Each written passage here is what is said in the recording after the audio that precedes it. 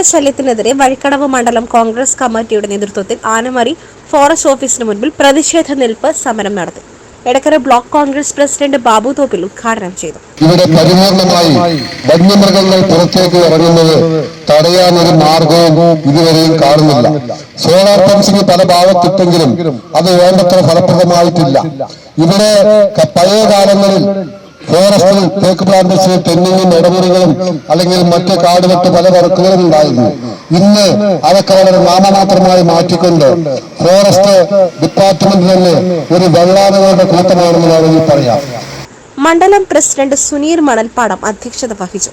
Azeez Puliyanchali, Shirley Varghese, Usha Varakkulam, Ramakrishnan C, Alavi Mudappoyka, Sukumaran, Biju Pulattu, Johnny Manimooli, Kunjachan എന്നിവർ സംസാരിച്ചു. SS Gold, Pure Gold.